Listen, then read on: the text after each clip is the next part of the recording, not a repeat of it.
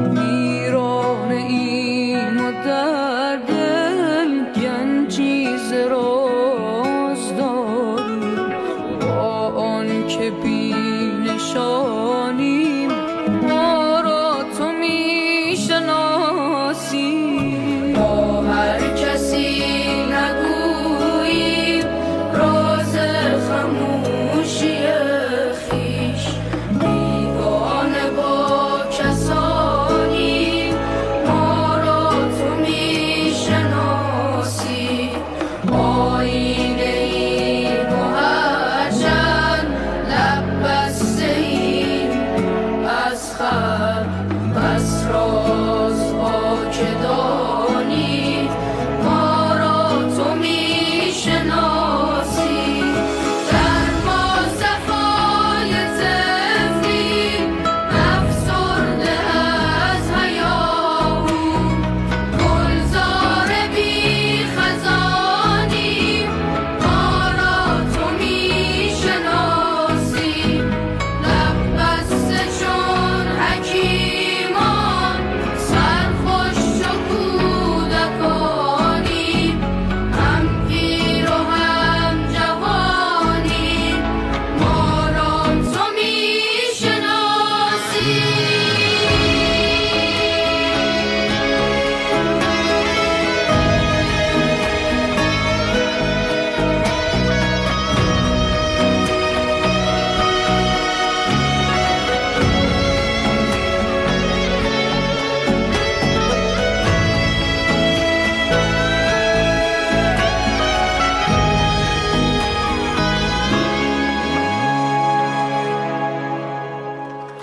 ماشاءالله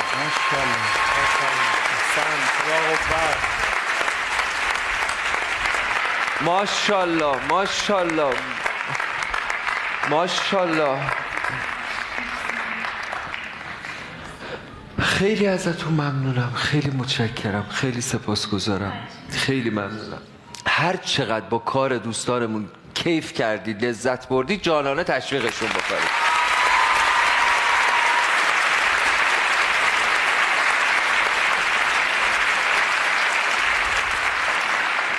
شاید 2-3 سال پیش بود من دعوت شدم اصفهان. یه جمعی بودن از ناشنواها و برای امیرالمؤمنین در روز عید قدیر جشن گرفته بودن. اینا یک یا علی میگفتن که من تمام وجودم متلاشی میشد. گفتم حاضرم تمام زندگیمو بدم این یا علی شما رو بگیرم. انقدر با صفا، انقدر بدون هیچ شیله پیله، خیلی راحت با یعنی واقعا تمام وجودشون یا علی میگفت. و خیلی خوشحالیم که در امشب حسینیه معلا در کنار دوستانمون هستیم.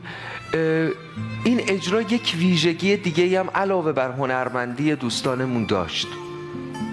شعری رو دوستانمون اجرا کردن که از رهبر اونها چشم ندارن، اونها نمیبینن. آفرین آفرین.